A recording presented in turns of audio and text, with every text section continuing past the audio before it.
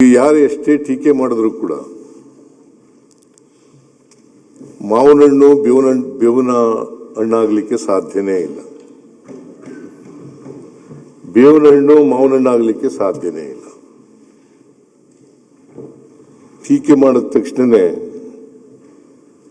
ಬಜೆಟ್ನ ಗಂಭೀರತೆ, ಅದರ ರಾಜ್ಯಕ್ಕೆ ಉಪಯುಕ್ತತೆ ಅದು ಹಾಳಾಗಲ್ಲ ಅಂತೇಳಿ ನಾನು ಭಾವಿಸ್ಕೊಂಡಿದ್ದೇನೆ. ಅದರಿಂದ ನಮ್ಮ ಜನ ಇದ್ದಾರಲ್ಲ, ಈ ರಾಜ್ಯದ ಜನ ಬಹಳ ಬುದ್ಧಿವಂತರಿದ್ದಾರೆ. ಅವರು ಮಾವಿನ ಹಣ್ಣನ್ನ ಮಾವಿನ ಹಣ್ಣು ಅಂತಲೇ ಹೇಳ್ತಾರೆ, ಬೇವಿನ ಹಣ್ಣನ್ನ ಬೇವಿನ ಹಣ್ಣು ಅಂತಲೇ ಹೇಳ್ತಾರೆ ಹೊರತು ಬೇವಿನ ಹಣ್ಣನ್ನ ಮಾವಿನ ಹಣ್ಣು ಅಂತಲೂ ಹೇಳಲ್ಲ, ಮಾವಿನ ಹಣ್ಣನ್ನ ಬೇವಿನ ಹಣ್ಣು ಅಂತಲೂ ಹೇಳಕ್ಕಾಗಲ್ಲ. ಅಲ್ವೇನಪ್ಪ?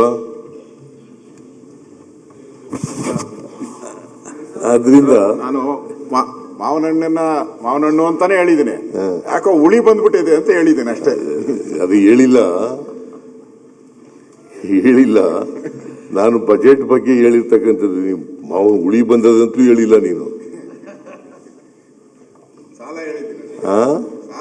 ಅದು ಹೇಳಿದ್ದೀಯ, ಅದು ಸಾಲ ಹೇಳಿದ್ದೀನಿ, ಇಲ್ಲ ಅಂತ ಹೇಳಲಿಲ್ಲ. ಸಾಲನೂ ಹೇಳಿದೀಯ. ಆಮೇಲೆ ಬಜೆಟ್ ಎಂಥದ್ದು ವೆಂಟಿಲೇಟರ್ನಲ್ಲಿದೆ, ಆಕ್ಸಿಜನ್ ಮೇಲಿದೆ,